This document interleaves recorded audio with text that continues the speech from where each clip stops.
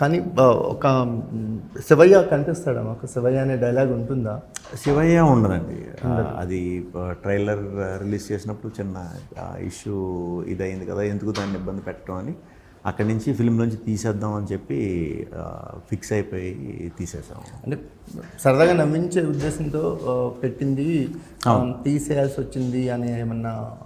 అచ్చచ్చ అంటే ఒకదానికి కొంచెం ఇబ్బంది పడ్డారని తెలిసి తీసేసాం.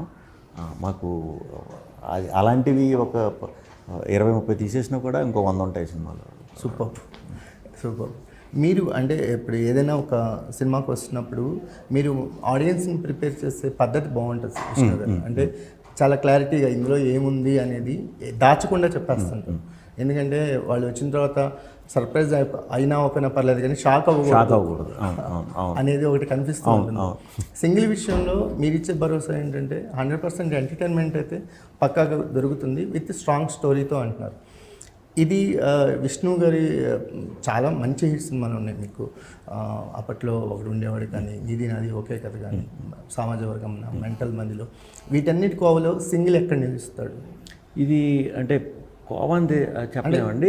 మనం మేము తలుచుకోగానే ఒక 5 సినిమాలు వచ్చేస్తుంది.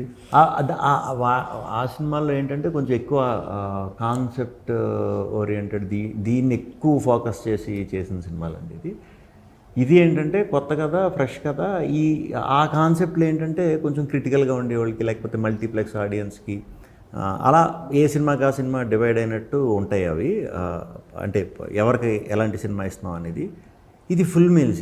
ఇది అందరూ ఆడియన్స్కి, సింగిల్ స్క్రీన్స్ నుంచి టాప్ వరకు, యూఎస్ ఆడియన్స్ వరకు కూడా అందరూ ఎంజాయ్ చేసే సినిమా ఇది. ఇంకా దీనికి కేటగిరీస్ చేయటానికి లేదు. మనకి వెంకటేష్ గారికి నువ్వు నాకు నచ్చావు, అలా నువ్వు నాకు నచ్చావు, మల్లీశ్వరి, మన్మధుడు, మన్మధుడు, ఈ కైండ్ ఆఫ్ ఎంటర్టైన్మెంట్ అయితే